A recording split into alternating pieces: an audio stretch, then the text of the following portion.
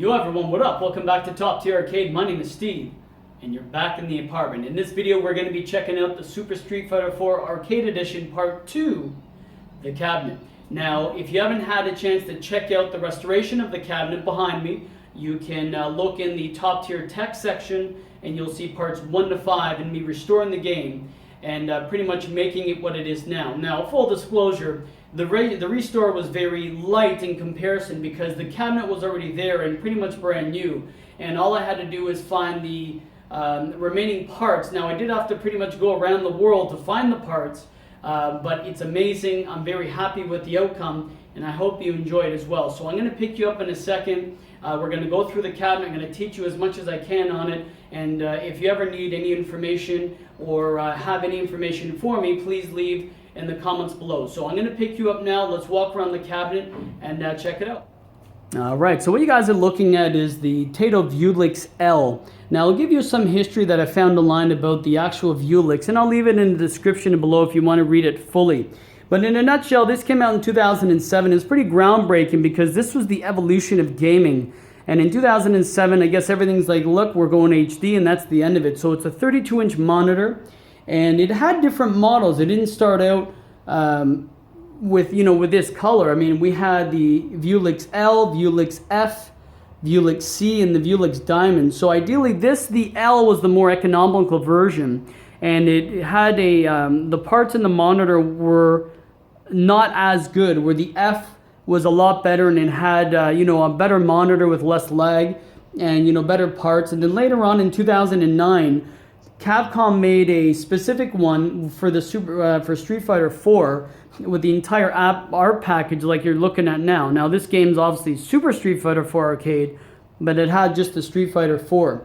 Later on, and again, that had a better screen and it was lag free because again, for a Street Fighter or fighting game fan, it's imperative you have a monitor that doesn't lag, or at least it can. And lastly came the Vewlix Diamond, which also had again better parts. It was blue and white, and just overall superior as far as a better monitor. So that's a quick history of the cabinet. Again, I'll leave it in the description below. Why don't we go around the cabinet and see what parts are made to make this. So let's start off first with the Marquee. Now the interesting part about the Marquee is it didn't come with the actual machine. Now this is an acrylic, and I had to order this from France. It was from Neo Legend, and if you just Google that, you'll see neolegend.com. Pretty sure it is, and this was the acrylic Marquee which they sell. Now it's pretty expensive. We're looking at around, after Canadian money, which sucks, blah blah blah, shipping to Canada, which is always brutal, around $110. I know it's a lot, but it had to be done. Now within the Marquee, the coolest part is the artwork. Now this is on hard cardstock, and if you want to check out, I think it was part 3 of my restore video, I go through the entire artwork and how it looks like up close and all that. Now it looks kind of weird, and you're probably thinking, well, why is the Marquee and why are these parts outside of the holder? Now, the reason is when I have the original artwork file, it actually tells, like, for the vendor to add these two to the side. Now, these were hidden characters, so maybe when they first released the game, they weren't up there, and later on you can just print them and move them in. So I've just, screwed it in there. It looks beautiful. It turned out better than I thought. Very high quality. Looks beautiful. Moving further down, again, there's the first upper moves and other gameplay features, so that looks great. Obviously, there's the 2 speakers. Here's the 32-inch monitor. Hey guys, what's up? And then with that, here's more artwork. Now, the artwork there, as you can see, looks beautiful as well, just as good. And then moving forward down to the moves, this also lights up, and this is glass here, so that lights up, and the moves look amazing too. So really cool, which I'll show you momentarily. And talking about really the stickers and everything else, big shout out. Now, not only did I get the artwork online, but I had huge help. So if you guys ever want to check out arcade-projects.com, they've been an amazing community on the forum as far as helping me get these parts, giving me examples of what it looks like. And so everyone online is very kind, very cool, and very supportive. So check them out if you ever need help on this stuff, and other games as well, especially Japanese type cabinets. Plus, also with that, a special shout out to Erick. His handle is DERICK2K. on arcade projects. And again, he's the one that actually printed these little stickers here. There's one on the left, one on the right. There's the yen. I know it's a little stretched out. It should be a little shorter, but I printed that out to, you know, the best I can. Plus, I'll go to the back, and again, he gave me these art files. Now, I use these as much as I can to edit them, and, you know, it wasn't the best job, but they look great. I mean, on camera, if I didn't tell you they're repro, you may not know unless you have a very keen eye, and they were great. So, Eric, thank you again. That was amazing. And then lastly, this Tato Ashtray. Now, this ashtray was a lot of money. Well, it wasn't a lot. I mean, JC, who sold me them, he's from Belgium. Now, if you ever wanted these, you can go to otaku.com, excuse me, and I'll have that in the actual description below. Now, JC is great. He did send me them. His handle on there is yaourtland, and I'll have that in the description if you guys are interested, because it's not only this one. He has different colors. He has Sega. He has for the Blast City. He has a lot of cool things. Great price, but again, shipping from Belgium to Toronto in Canada was a little expensive, so that looks great, and I can't wait to use that as well. Now, these buttons I printed myself. Excuse me, not the greatest, but they work. And you know what? I didn't want to pay big money just to. I know it'd be a lot to, because I need like to print them off. I know it doesn't sound like a lot, but I did go to a print shop, and there are more than you think, because I have to print them in the sheets. And I'm like, you know what? It looks good, and it's such a minimal thing. Forget it. Now, going to the controls.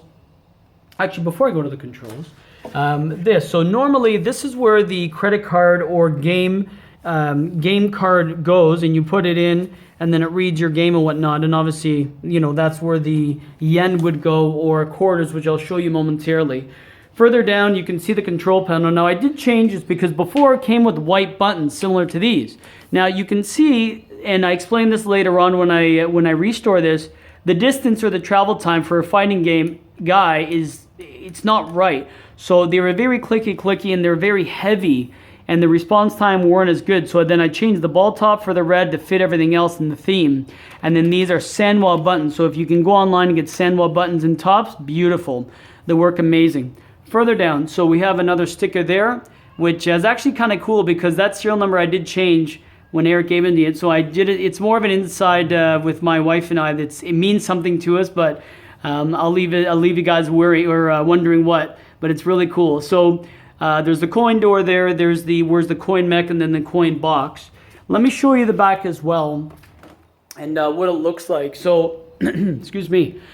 Here's the vents for the monitor. Very straightforward. There's the fans that keep it cool. And there's the back door. Obviously, there's another fan, and then where you plug it in. So obviously, very standard. Now, what I'll do is, let's open this up. I'm going to open this and show you what's inside. And kind of give you a tour of that really quick. And then later on, we'll turn the game on and show you how this works. Okay, so this is what it looks like when it's just a key, which is cool. There it is in there. You just unlatch it. So this is what it looks like with the control panel open.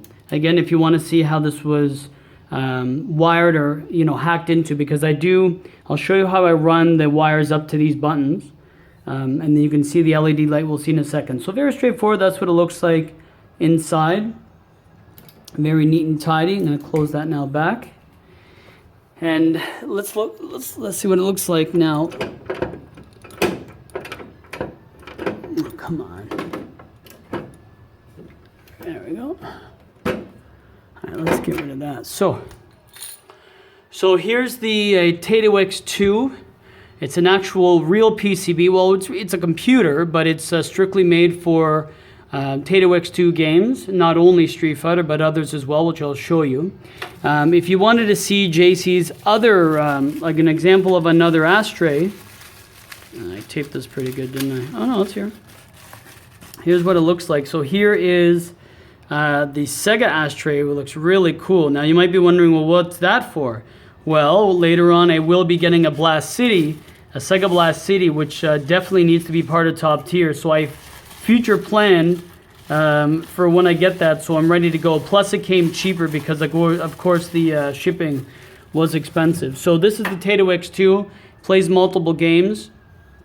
There's the coin-mech, which does work. Test button, all that. Coin meter, I can hook it up. I don't know if I will. I've been talking to friends that said why, and I'm like, you know what, it would be kind of cool to look. They said, look, just don't screw anything up. And you already know that's my biggest fear. I just throw some quarters in there for fun. I actually tell my wife, when you have quarters, just throw it in there and we can use it for laundry or just savings.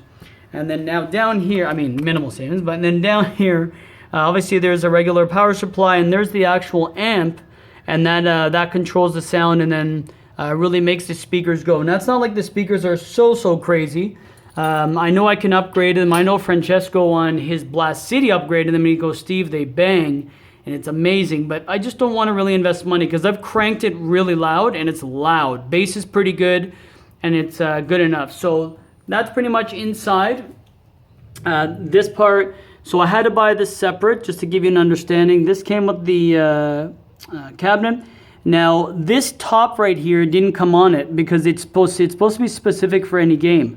Now because I have a multi-game, which I'll show you momentarily, I did have to get the cover separate. This alone was I think blah blah blah around 80 Canadian, which again you don't really need it, but it completes it, so I had to get it done. Let's move to the back.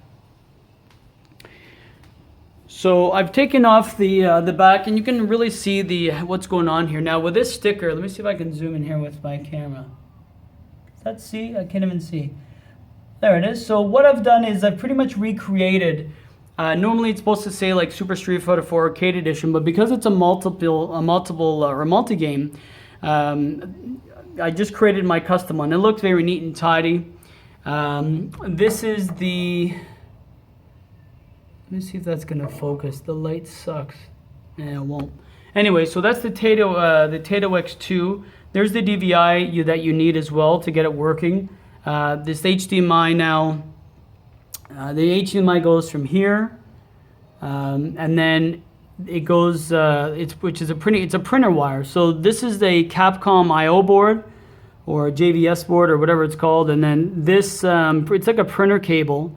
Same one runs to there, and then this just goes to the monitor up there, and then this where it plugs into the JAMA harness, and then there's a kick harness because it doesn't come with a kick harness. So when I first got it, I'm like, oh, what are we gonna do? And thank God Francesco came to the rescue, and he's in part 2 if you want to see it, and he brought all of his, so I can kind of mimic that.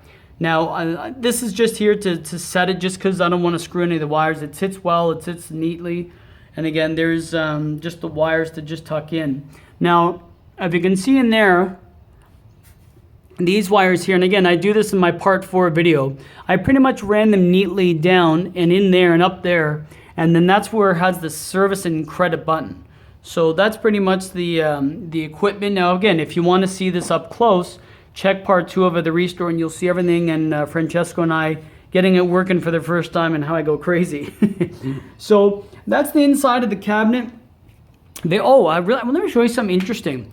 You see these dip switches here?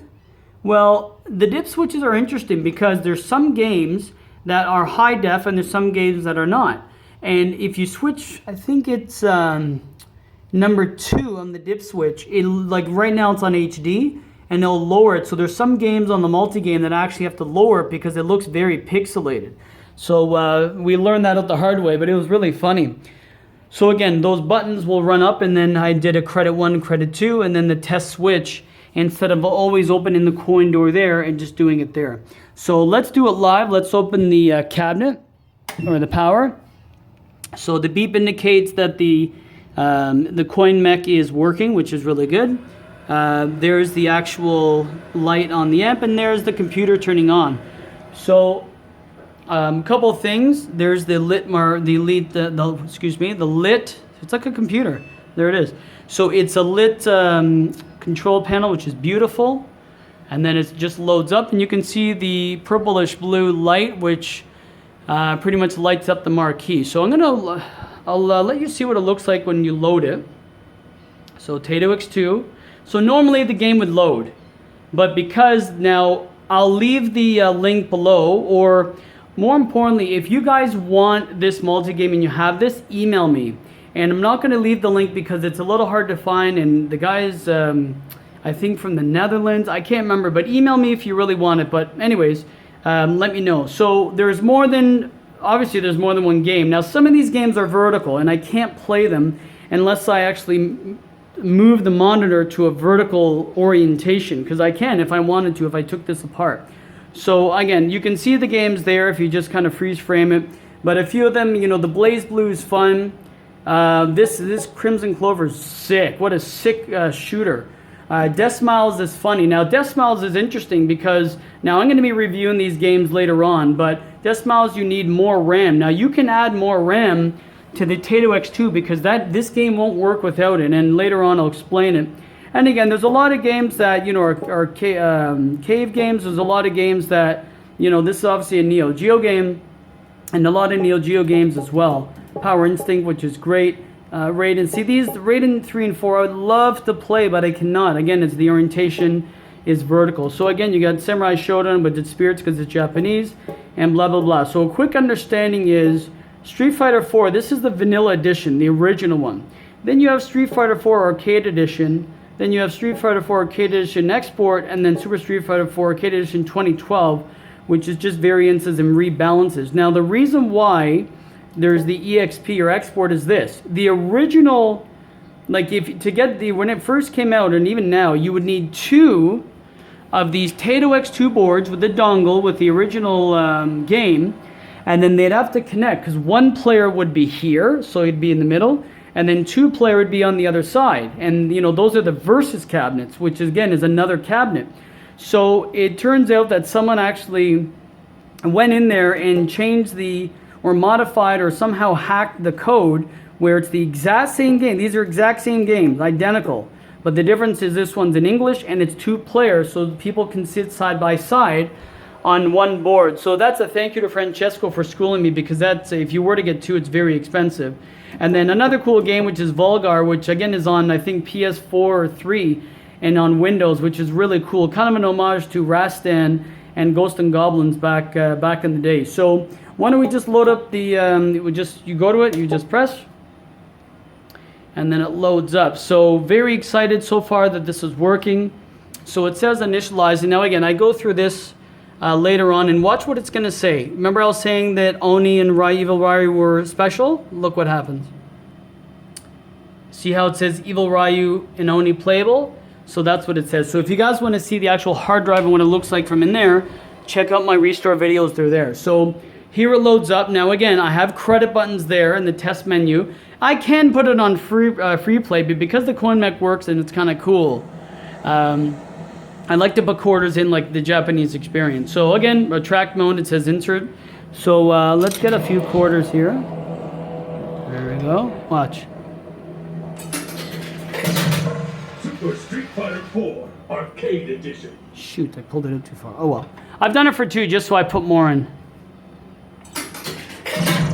So now I have 1 credit. So then you push start, obviously, and you know, there's the game itself. Again, you see how that's credit, and I did that. So later on, again, when I do the game review in the next video, we'll go through it. So, you know, that's pretty much it, guys. You know, that's the game.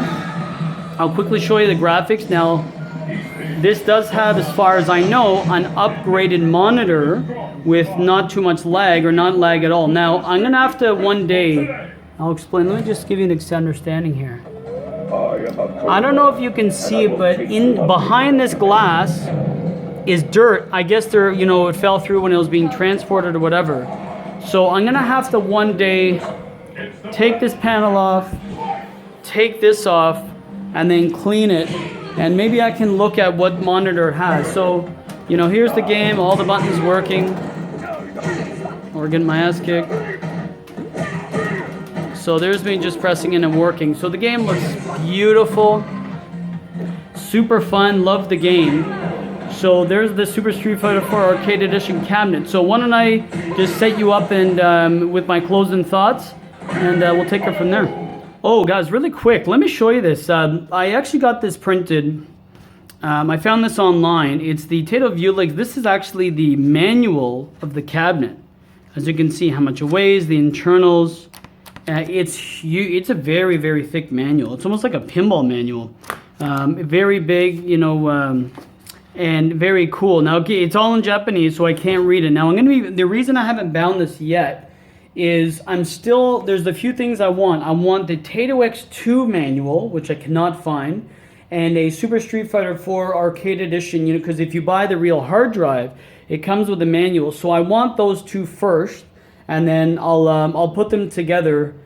I'll put them together. So I'm just waiting on those. If you guys have one, whether it's the file or whether it's the original one, please let me know and contact me. It's a sold deal.